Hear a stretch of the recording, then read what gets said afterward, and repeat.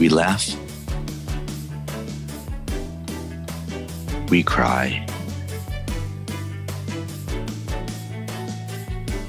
We learn.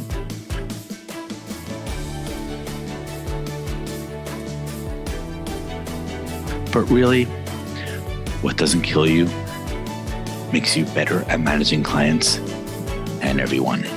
I'm Morgan Friedman, and this is Client Horror Stories. Hello, everyone. Welcome to the latest episode of Client Horror Stories.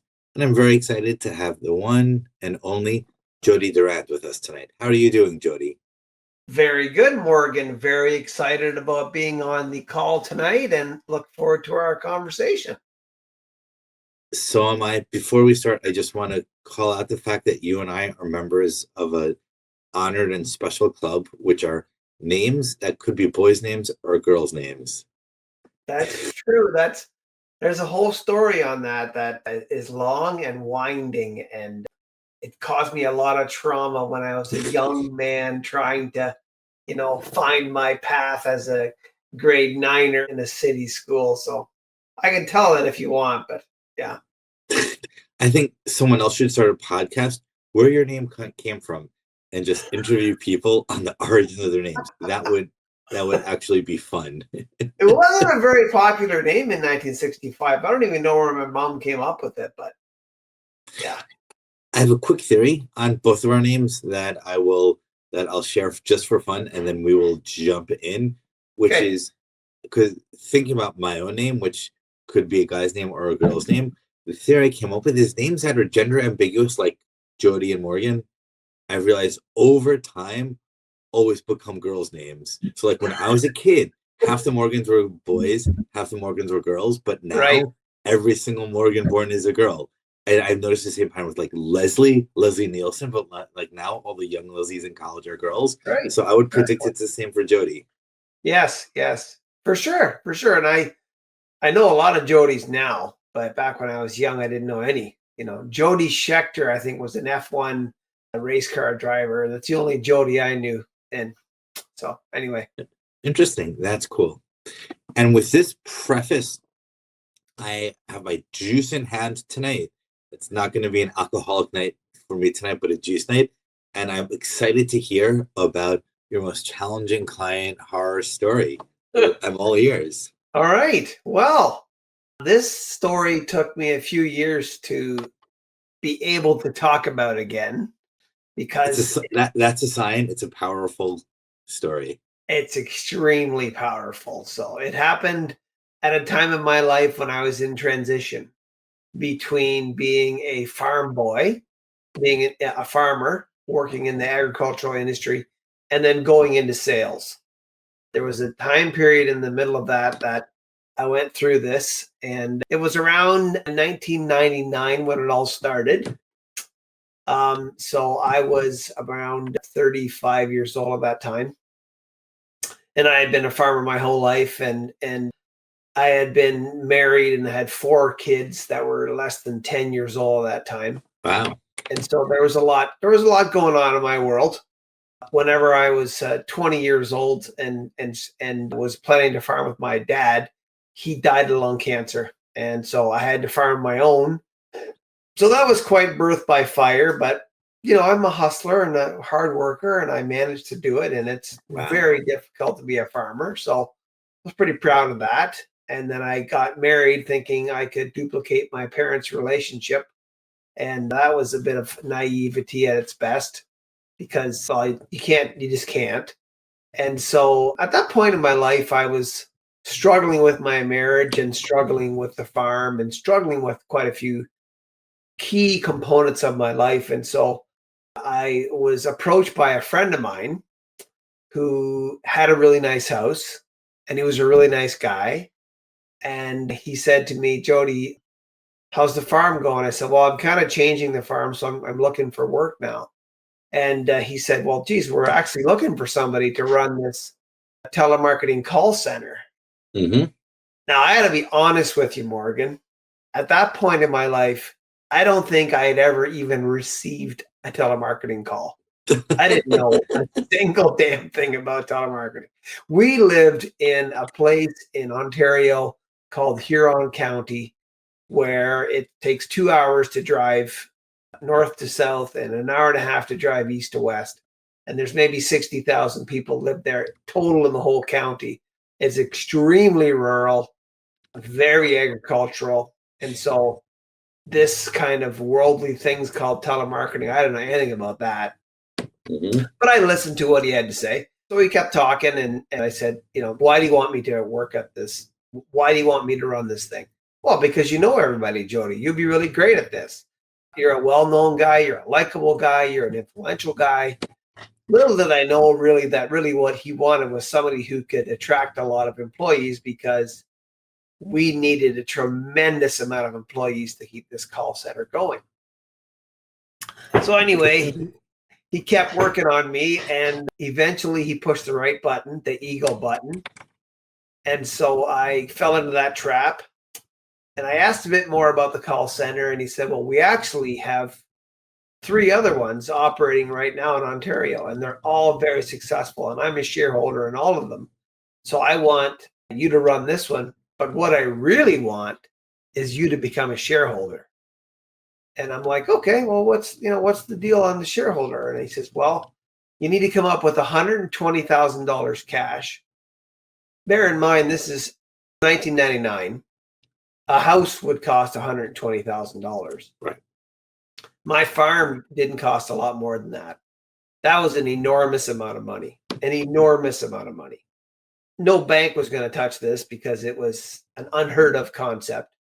So I went into my personal network and I lent this money from family members. Ooh. Yeah. And paid a tremendous interest rate. But I was so gung-ho this was going to work. So I dug in a bit more and said, well, what if I get the money? I need to know more about this concept. So then he started to explain what we were selling. And before that, I have a quick question. How long did you know this guy for? 5 years. 5 years. Okay. Our kids went to school together. We went to the same church. And he had a really nice house and a really nice car. And he seemed like a smart guy and a trustworthy guy. I want to observe that when you go into business with anyone, that you don't really know them. Well, unless it's like a childhood friend or something, but for the vast majority of people, you don't know them. So you look for these signs around them. Well, they have a nice house and a nice car. They probably have money. Oh, they always say the really nice, right thing. So they're probably a nice guy. And it's interesting how we use superficial signs in order to try to understand how good they are in their hearts. Yeah. Yeah, and this guy was pretty clever. He also knew how to kind of play me, which was pump the ego up, tell you I know you can do this, Jody. Everybody likes you in this town. And in that little town of 800 people, I had run a bunch of different organizations, and everybody did know who I was. So when we dug into what it was all about, what we were actually selling was cellular phones in the US. The reason we were located in Canada was our accent in Ontario is neutral. So we could be selling it to Philadelphia, Boston, New York, California, Florida, and you wouldn't really know if we were from anywhere. We kind of sound like we're from everywhere. That's interesting. In the US, they say that it's the Midwestern accent sounds neutral, and like Huron, like you're just like right above the Midwest. So it's a similar accent. Yes. And that sort of warm Canadian, we're friendly, kind of nice people, kind of comes through the phone as well. You just have to control your sorries. That's right. And, back then, nobody had a cell phone. Like if you were rich, you had a bag phone. If you were, if you were somebody who was a high-flying businessman, nobody even had a portable cell. So they actually sent us these cell phones to our call center and showed the reps, and they were just so excited, so enthused. So the other thing that was quite attractive was in the year 1999, the exchange rate between Canada and the US was about 135%. So every dollar that we received in revenue from the US was $1.35 here. Right. So we would make between $30 and $50 US per sale, and we would pay our reps $8 an hour Canadian. So if you could get half a sale an hour, you can do the math in your head. We had 24 seats that could run up to 15 hours a day because, again, we were located in the center of the country. We could start at 9 o'clock in the morning and go right to midnight into the evening and sell right out to California until 9 o'clock. By the rules, you can go to 9 to 9. So it's just sounding better and better. I mean, I had a production background being a farmer. I did the numbers and I thought, this is just wonderful. Not having a clue how hard it would be to sell or any of the other downfalls or any of the minefields really that came. But, when he said to me, all you need to bring is $120,000, I was already sold. Like I was going to find that money no matter what. This is a chance of an opportunity, a chance of a lifetime for an opportunity. Out of curiosity, did he also put in money himself, or did he ask all the money from you? I did never see any money from him or the other two partners. There was 4 partners. I put all the money in. Now I assume he put money into other locations, and on the corporation documents there were 4 shareholders. But yeah, literally, I funded the project. So I just want to point out a red flag risk factor I see already, not knowing where the story is going, which is if you and I want to go start a business together, or I come to you and say, Jody, we should start a business called The Guys with Girls' Names. Right. And I say to you, Jody, let's start a business, you and me, whatever. We're going to sell strawberry juice. Yeah. The Guys with Girls' Names. But you put in all the money and we'll be partners. Like that's it's what? I can say it that way. It sounds so much worse. That's exactly what happened. Exactly. So it's interesting a few things. First, how like decades gives us experience, so now we can see how ridiculous it sounds. But you at 20 something years old, it was just really, really hard to see it. And it's also interesting how the same concept, but just said in a silly way, brings out the ridiculousness. Because when you make that same point, but it's through contracts, percentages, and the whole conversations are in legalese, the legalese hides the profound unfairness of it. Right. Yeah, absolutely. So some practical stop signs that I drove through. I mean, one, I didn't know anything about call centers or telemarketing. I had no idea the turnover rate and the absolute insanity of outbound cold call telemarketing, cold call sales for me. I want to add to that, which is it's not just that you didn't know the turnover rate, it's that you were so ignorant of the industry, not even knowing it had existed, that you wouldn't have even known to investigate, research, try to find out the turnover rate. In other words, it's not that you didn't know, it's that you didn't know that you didn't know. And that's the worst type of not knowing because it's a trap that prevents you from getting out of your own ignorance.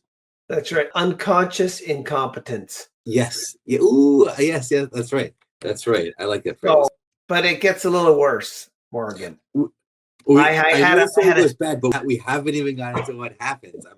I'm on the edge of my seat. Yeah. So while it's going on, while I'm preparing to invest in this, I had a sister-in-law at the time who was a controller at a company, and she was a bit of a ruthless business person. She was much more savvy than I. Yes. And she said to me, Jody, do you know anything about this? Do you really know anything about this? I said, no, but it's a great concept and we'll make a lot of money. It'll be fine.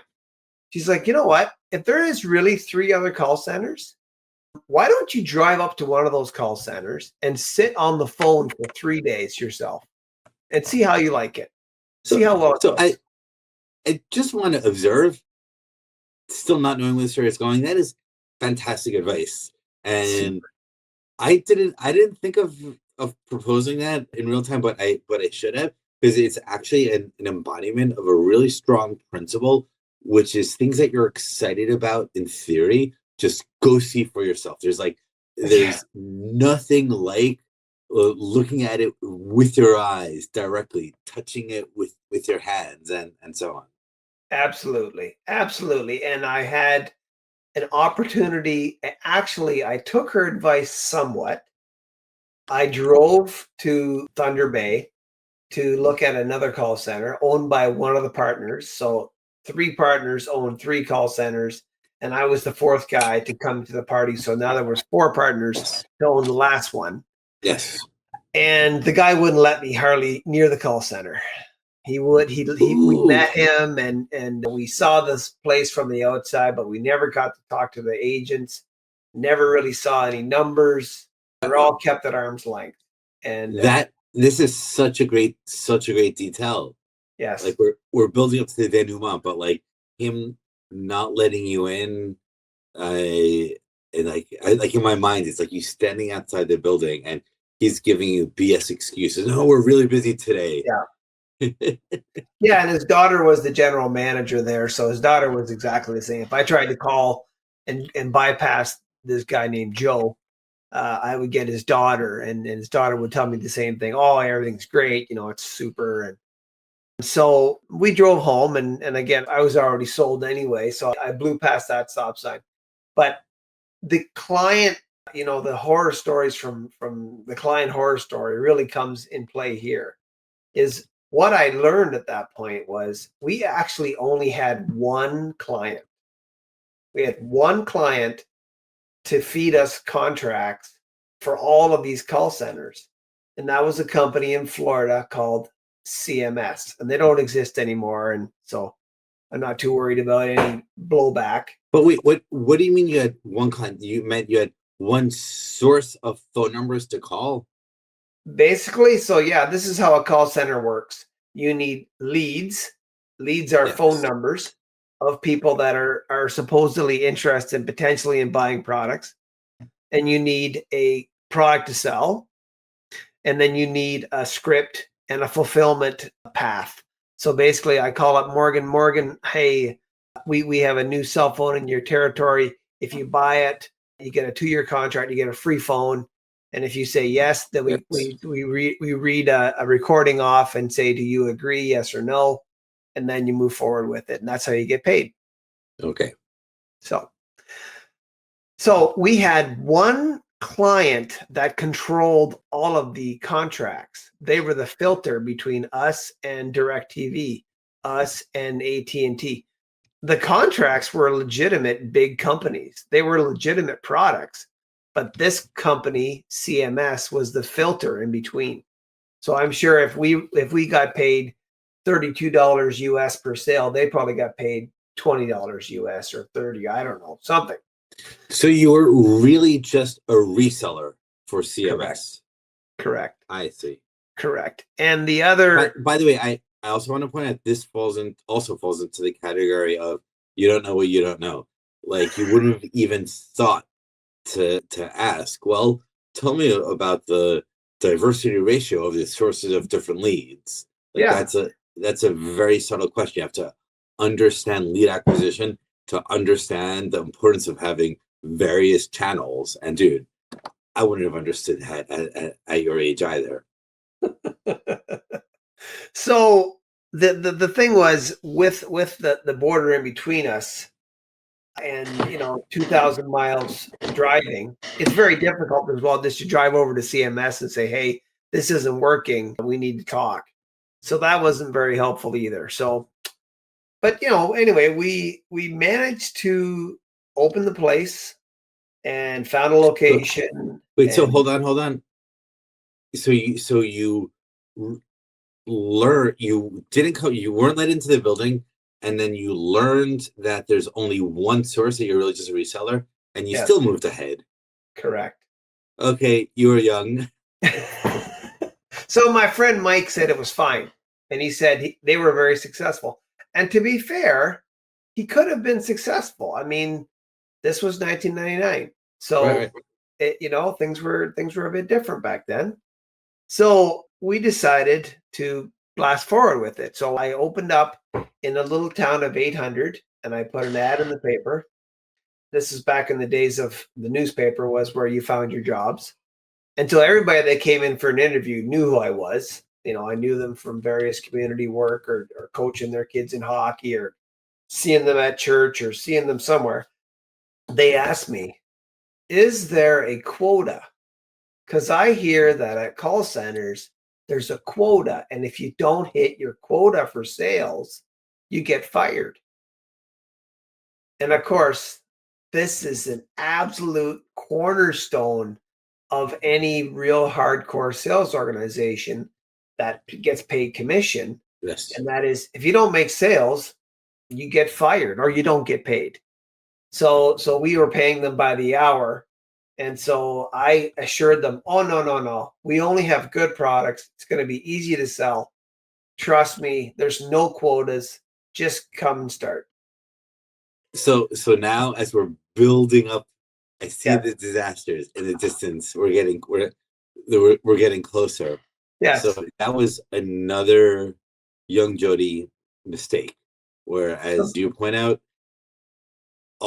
any sales operations has to include some version of, you don't make any sales, you're gone. And it's really just a question of the numbers. Like, some are more generous, some are less generous, some give you more time beforehand, some give you less time. But whether it's more time or less time, no company can afford to just pay people X dollars per hour. No, don't make any sales. And no, they can't. They absolutely can't. And the other thing we discovered was, us nice, warm Canadians, the people in New York City were not warm Canadians. They were not well happy or pleased to be getting phoned 4 times a day by the same company looking to connect on a potentially great deal on a cell phone. So 8 out of 10 calls, or the majority of calls, would end pretty bad. And some of them would end quite bad, where you got yelled at, screamed at, had your life threatened. By the way, I'm one of those people from New York that you just mentioned a moment ago. And if I got 4 calls in one day from the same company trying to sell me a phone or anything, I would start using bad words. Yes. And it's quite a difference to the Eastern Seaboard to Florida and California. Like, there's quite a difference. The Eastern Seaboard, the folks are a little bit more wound tight. We used to love getting leads from the Midwest because those people were a lot easier to talk to, but there just wasn't enough leads. We would burn through the call. So when I say leads, like, you had 24 people sitting in seats, and each seat had 3 phone lines pumping into it. So you would get a call pop up on your computer screen every 15 seconds. Wow. Yes. I totally didn't realize that. Yes. And you'd launch into your script, get hung up on, or launch into your script, and they'd say, I'm not interested. And you'd say, you know what, Morgan? A lot of people say that. Anyway, let me tell you about this. And you'd hear, listen, I'm not interested. I don't want to get a cell phone. Hey, everybody else said that too. But Morgan, let me tell you about this. We instructed our reps to get 3 no's before they could let the person go. And so you can imagine the grind that would be. Wow. So I'm just curious. I know less about call centers than you knew when you started. So there's just some software that is basically auto dialing or something, and then it rings at the phone of one of the agents who is not currently on a phone. Correct. Rotating through the agents or something like that. Yes, you can imagine it's like a water hose feeding a screen. And once one drip goes through one piece of one hole in the screen and it's full, it goes to the next hole and goes to the next hole and goes to the next hole. Well, the predictive dialer, that's what it was called. The predictive dialer would dial numbers night and night. And it just dialed numbers at extremely fast and then fire them out. And when a call center calls you when this happens. You pick up the phone, hello, then you hear click, then you can hear a background noise. Hello, Jody. This is, it's a call center. So the click is accent in the name. the click is the call center, the predictive dialer, finding me, the agent, a person to talk to. So that's how it works. I see. You have to pay attention for that momentary pause. Correct. Okay. So we get started, and instantly we're having no success. none, because everyone is way too nice, way too polite. Like, they don't go for 3 no's. They barely get anything out of the client. And if the guy gives them any trouble, they're like, "Oh, sorry, sir," and they hung up. Well, the leads cost money, and you just can't get unlimited amounts of leads. So the Florida company, after 3 days, said, "This isn't working, and we want this to work." So they sent a guy up to show the agents how to do it. And he got on the phone, and within By the way, I also, before you tell me about what happened with the Florida trainer coming up, yeah, I also want to point out your 3 partners. If we were to give them the benefit of the doubt and ignore all the red flags that we yes, saw up until now, it's like pretending they're better versions of themselves. yes, In that case, a fairer version of this sort of deal would have been, hey, we have expertise booting this up. We want to give you the formula, training, teach you, show how to do it. And then you put in the money and operate it, and you can be a part owner. That actually, like, if the numbers add up, that sounds like it actually could be a fair deal. But it feels like where they were actually ripping you off is because they didn't give you this training, like this sort of like train the nice Canadians how to sell.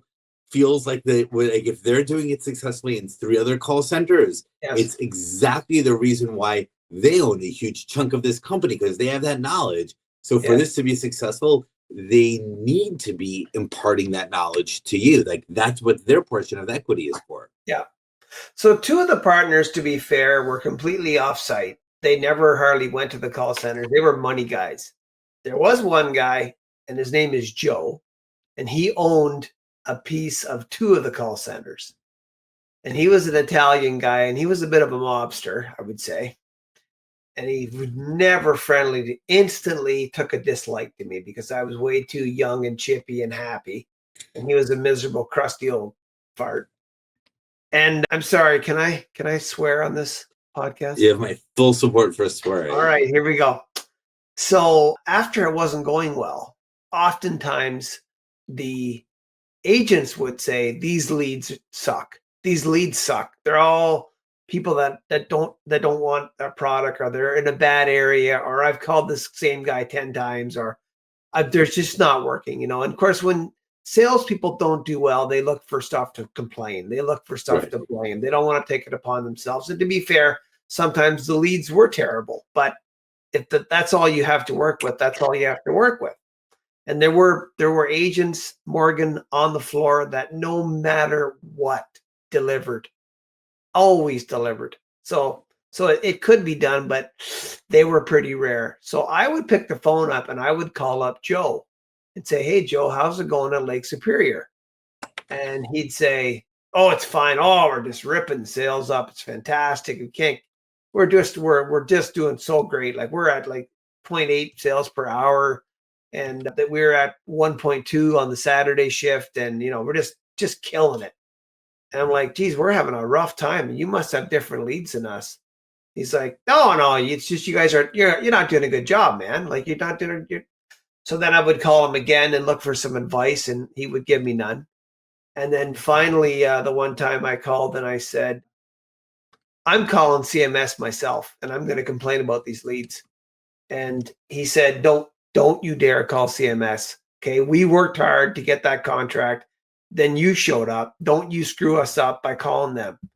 And so I didn't. But then, a few more days of lack of success. Finally, I did call. And I bitched them out and said, "Listen, this is not working. Send us some more leads." Before you continue, I just want to observe, like 5 minutes ago, you asked me if you can use a bad word. I said yes, and I'm still waiting for it. You did use the word suck, and I just think it's hysterical that Jody Durand, the nice Canadian, considers suck a bad word. No, I it's consider not. that the New Yorker in me does know so many bad words. I don't even register that one as a bad word. That's not a bad word. No, this is the bad word. So I called Joe up. No, sorry. I called CMS. 2 hours later, the phone rings and it's Joe. And he says, "Listen, you little prick. If you ever call CMS again and badmouth all the leads and say a fucking word about me, I'm going to come down there and slide a knife in your back. Whoa. And I thought, this is my partner? This is the guy that I'm working with? This is the guy that I'm supposed to be sharing profits with? Like, I was shocked, just shocked. Wow. And when I complained to the other partner that got me involved in that, he said, yeah, Joe's a miserable cuss, so you're not going to get any help from him. Well, there was no one else that could give me any help. Yeah, it was a bad situation. So to get to the client horror stories from hell, after all this incredible struggle, believe it or not, Morgan, within about a month, we actually got going. We actually started selling and we started making money. That was probably June. And by December, we had made almost $100,000 Canadian in our first year. Wow. Which was just remarkable. Just remarkable. We grossed probably $700,000 or $800,000, but made $100,000. And I was shocked. But I noticed every single time we would submit 50 sales for payment, we get paid on 45. No. Or we'd submit 60 sales for payment, we get paid on 57. Every time we get a little squeezed. And by the end of the year, we'd submit 60 and get paid for 45 or 40. So I totaled up all those non-paid sales, and it totaled $100,000. So in effect, in the first year, we made $0 because we didn't get paid for the work that we had done. Now, what CMS would say was, well, the customers return the product within 30 days, and therefore you don't get paid, which wasn't laid out to us beforehand. And this is what you call in the business the churn rate. So the churn rate was too high. Now, again, I call my partners up at Lake Superior Telecom. No, we don't have any of that problem. That's all bullshit. It's just you guys. You suck as agents, you know. And so we would try to work through it, and we would have them sit in the calls and monitor our salespeople. The people from Florida would do this monitoring, where they would just, unbeknownst to the agents, we'd say, guys, we're getting monitored the next hour. And the agents wouldn't know who was getting monitored, so they just keep going. And if any agents made mistakes, they'd say, this guy did this wrong or that wrong. And they would sometimes tell me, fire that guy. They're just never going to make it. Just fire them. And I wouldn't want to do that because I like my employees. But it turned out we couldn't keep going. And so basically within 12 months of starting at that location, we ran out of people. We ran out of employees. We had a 400% turnover, and we couldn't find any more employees. And we got stiffed $100,000. Wow.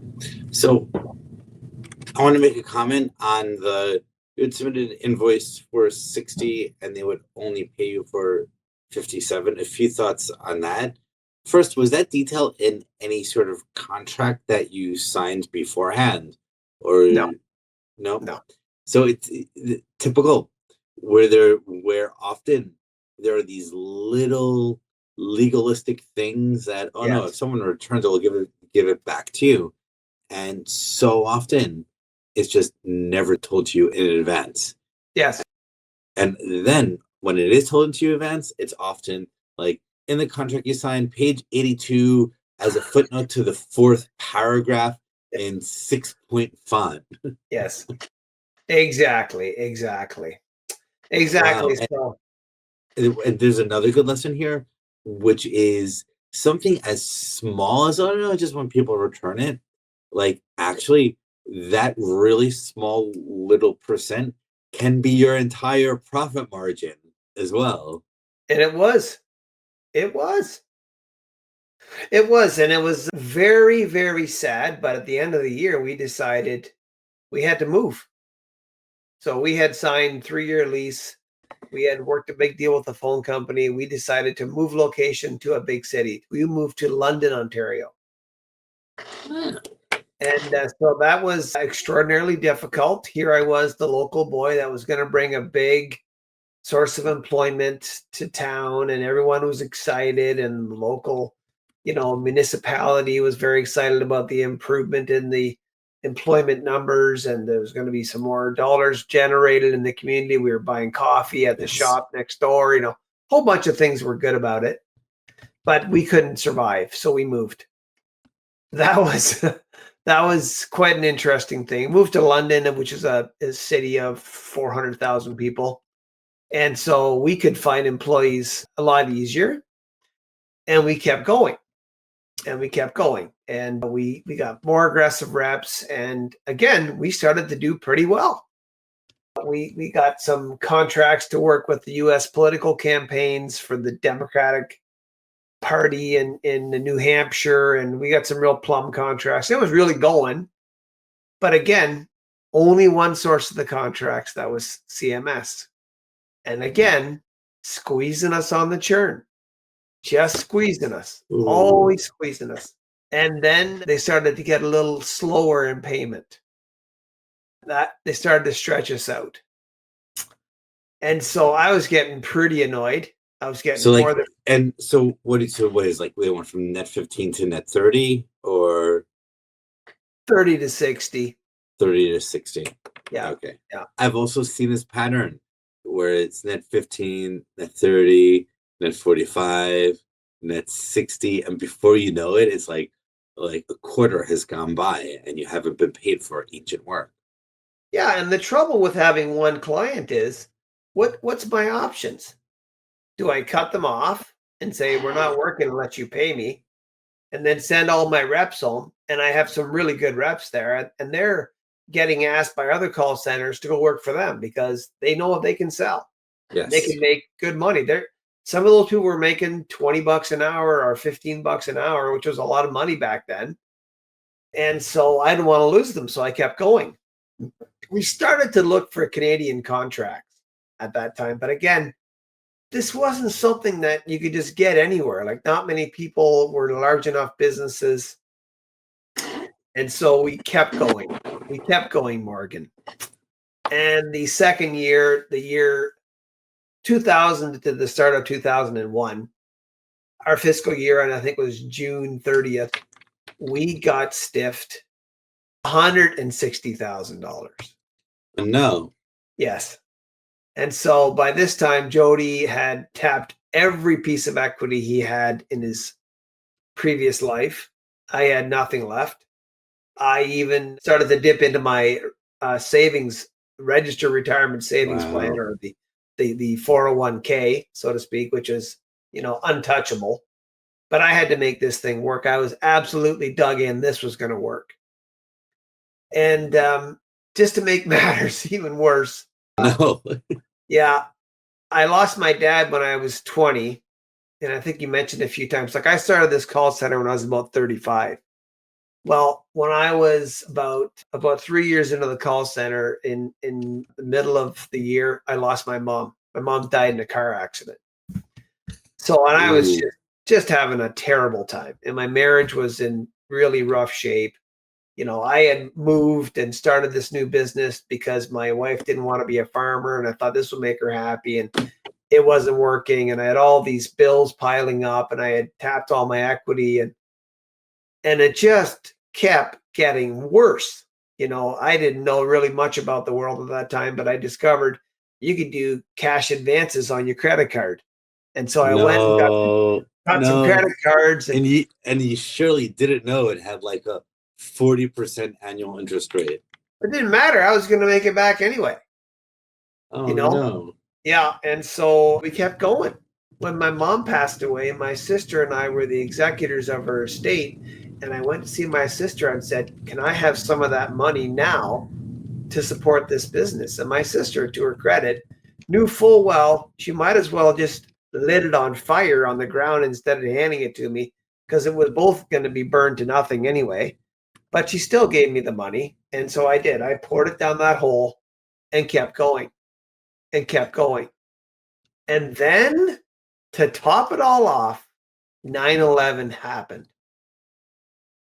And when 9/11 happened, September 2001, consumer confidence in the US plummeted and nothing would sell.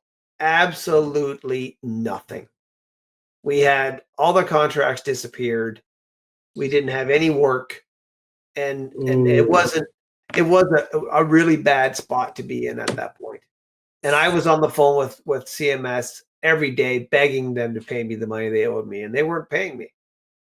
It was really rough. It was really rough. And actually, in a bit of a humorous twist, the 4 shareholders, the 4 partners, fired me and said, "You're fired as the manager of that call center because you're doing a bad job. We're going to put the operations manager in charge of it."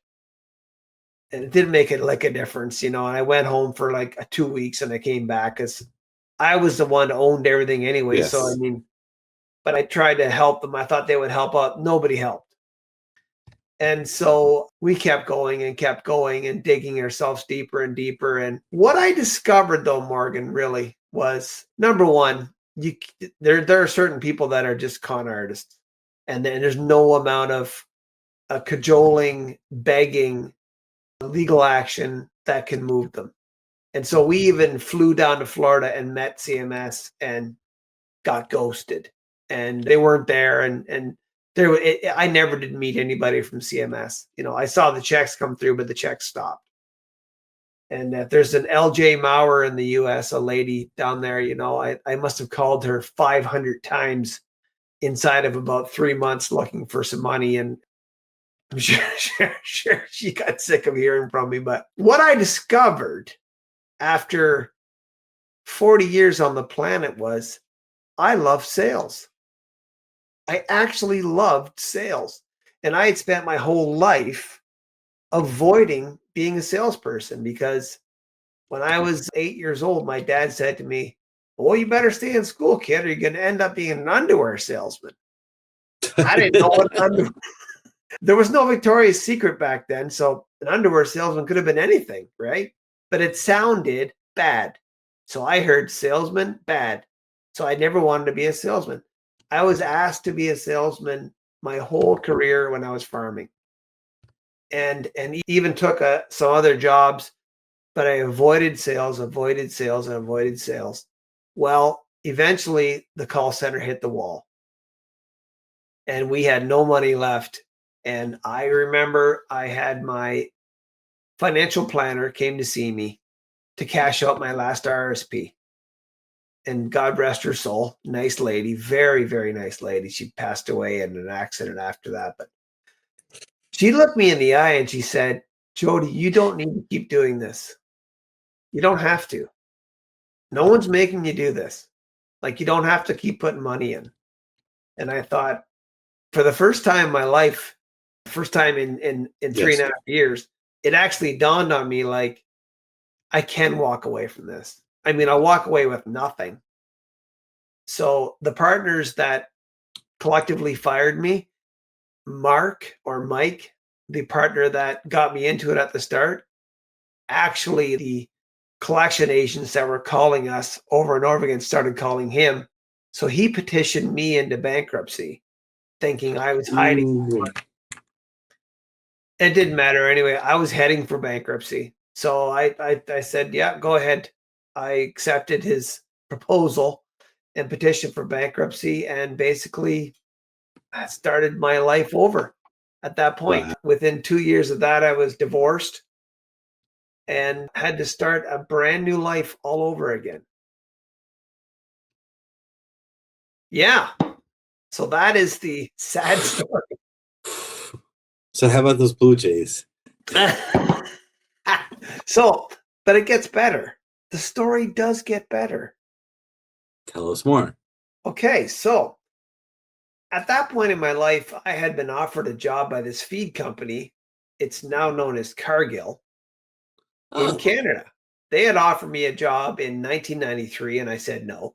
And I laughed the guy off the place. I said, "I'm not a salesman. I'll never be a salesman." Well, 10 years later, I accepted a job with them. And inside of the first 6 months at that location, I sold 8 accounts in 6 months. Wow. And at that point, and you have to understand, in the farm world, I had maybe 150 accounts total in my whole territory. And nobody sells that many accounts in 6 months. And I didn't know that. I sold the 8 accounts, Morgan, because I got paid $50 bonus for every new account. So I went into the administrator's office and I handed her the paperwork, and she said, "You really got all these accounts in 6 months?" And I said, "Yeah." She goes, "You know, Jody, I've been working here for 23 years. I have never seen a salesperson get 8 accounts in 6 months ever. Wow. Ever. Like, what are you doing?" And all I said to her was, "Can I get the $50 an account now? Can I get that check?" But I really, really took off. I was astonishingly good. And within 2 years, I was coaching some people. And I think there are 2 other lessons I want to point out from the success at the end. First, you began by saying you are a farm boy and you like escaped the farm to do this, but your success happened by going back to your roots. And I think that's a powerful lesson where everyone grows up in a certain way. And often each individual's magic powers, to summon them, you have to go back to your roots, how you grew up, because that's what's most natural. That's what's most obvious. You understand it deeper and better than anything else. Another lesson that I want to get from the success at the end is you didn't listen to yourself that you were a salesman, but instead you stayed around that world. Like starting a telemarketing company is starting a company that does sales, but you weren't doing the sales. No. You were being the manager. That's so you heard the calling enough to know there's something for sales in there, but you said, okay, I'll start a sales company, but you had to listen to the calling in a deeper and harder way. Yeah. In order for you to say, you know, the sales calling is to actually do sales themselves. And I think that's a very powerful lesson, because there's so many people who are like really into music, and they just love listening to music, and that's cool, but that only takes you to a certain level to really become the best version of yourself. If music is your thing, then you have to go make music. Yeah, for sure. Man, that is an incredibly astute observation of what you just described my life. Because, Morgan, did you read this book? Country Boy Soul, Pasture to Prosperity. That's my book. Jody Durand. That is my book. And I tell you, that is exactly the take-home message in the book. That you should listen to yourself. And I had to go through a tremendous struggle to find where I fit in the world. But I have been in that position now since for over 20 years. And I've been extremely successful. And I am such a happy guy. And but the thing is, you have to struggle. I don't know how else you can do it. You almost have to struggle to find that place. Like it's just, some people, it just lands in their lap and they do well. But for me, I grew up farming. By the time I started to sell to those same farmers, I knew the stuff. I knew my stuff. I could walk the walk and talk the talk. And I had a tremendous amount of credibility. And for that reason, I was super successful. I also learned how to sell because I listened for 3 years to people on the phone, working hard at talking to people and communication and all those kind of techniques. And so I used that experience. And then the third pillar was out of straight necessity, because I had to feed my 4 kids. I had to be successful. So I absolutely owned it, dug in, learned more about my company's products than anybody else knew, learned more about the other competitors' products than anybody else knew. I was an absolute fiend for success. And it worked. It worked. I'm not a genius. I don't want you to come across like I'm something special. I just focused on it and worked hard. And if you focus hard and work hard and get an opportunity, you can turn your life around. You can. It's absolutely possible. Those are great lessons. I will embarrassingly admit I did not read the book, but I know a book to add to my reading list. Yeah. And I do appreciate your subtle self-promotion at the end. I think it's great, and I fully support it. I appreciate you waiting to the end.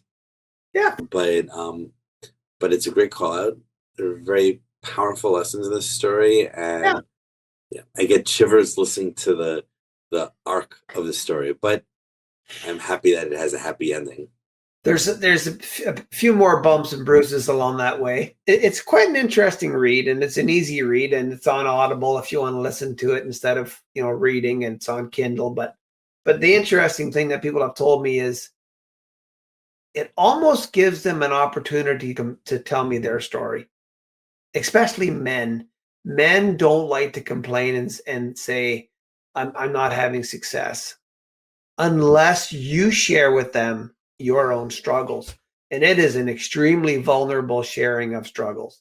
And a few friends of mine that I've known for 30 years have called me and said, man, we got to talk.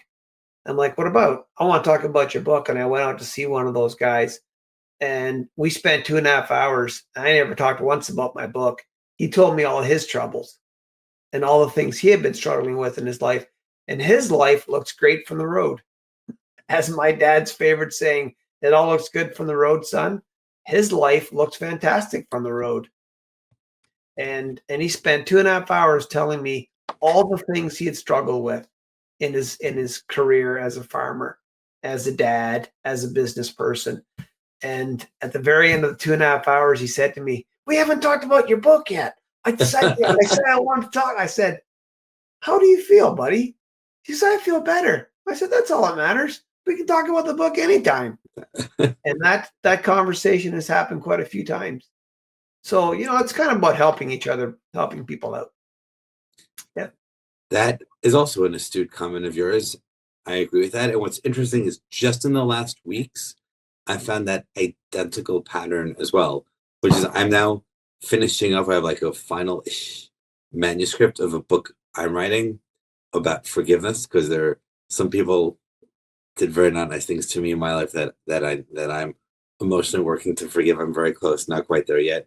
And because my book on forgiveness is similarly a very vulnerable book, because I've done well, but it's also me like opening up to whoever reads it about the darkest and most painful moments in my life story. But the interesting thing is what happened to me. This is all like in the last 2-3 weeks. That point you just described happened exactly to me, where about 3 friends of mine, I showed them this manuscript, and all 3 of them, after I did, opened up to me about painful stories and like in their life experience that they've been to. So I just discovered that same pattern. This could be a revolutionary insight, because men don't talk about their pain and their traumas, but maybe if you write a book about your trauma and give it to friends, that could be this male-ish way to get other men to open up to each other. And it certainly appeals to all people, but there's a lot of value in that. There really is. And that's what I've noticed. And it's funny, I had a coworker. The industry I work in now is pretty small. There's not that many players, but I probably know 2,000 people that, in various, and one of them is a lady that's worked at 4 different companies, got fired 4 times. She's just not good enough. She's not.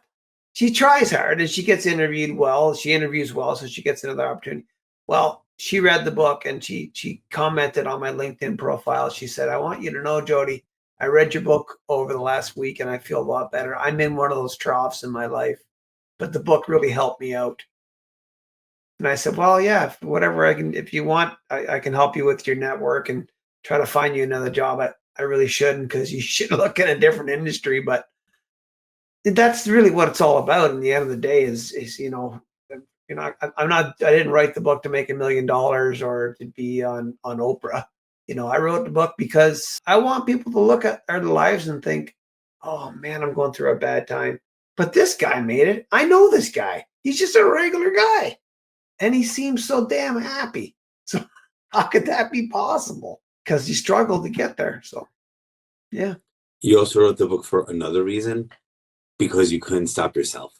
Something I found about writers and good writers Yes. is they write not because they have a message they want to tell the world, but you literally can't stop yourself. and that's a sign that you're onto something. I'll give a pitch for my writing company that I work with called Working Writers Co.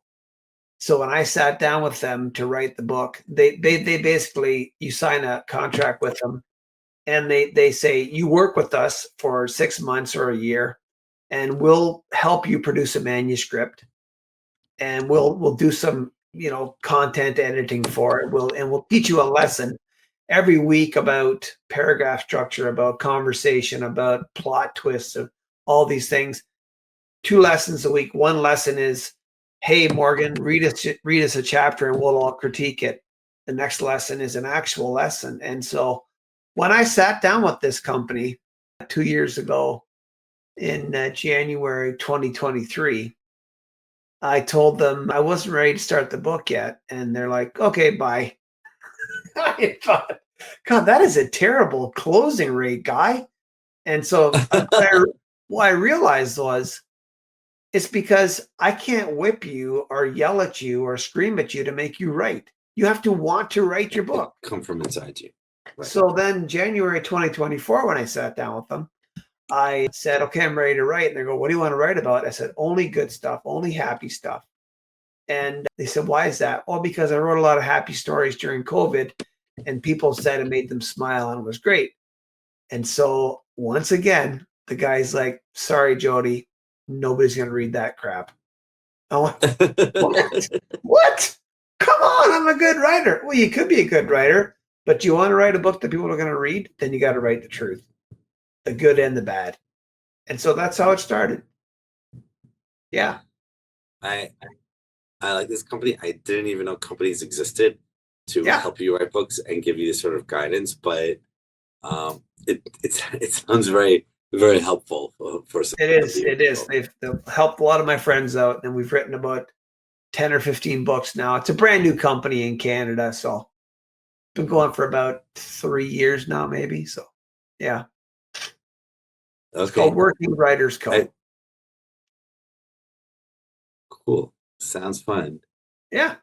Jody, it's been great having you on. I love the story, the build-up, the details. I love and appreciate the acknowledgement of the different mistakes you made. I enjoyed the pitch for your own book at the end, and then the surprise pitch for this random writing company as well. It's been a fun episode full of surprises. So thank you for your time. Thank you for being vulnerable and opening up. And everyone who has watched the episode up until now, thank you for watching, and we hope that you've enjoyed it as much as we have. Until next time. Thanks, Morgan. Really appreciate you having me on. A lot of fun. Yeah, it was. Okay, take care.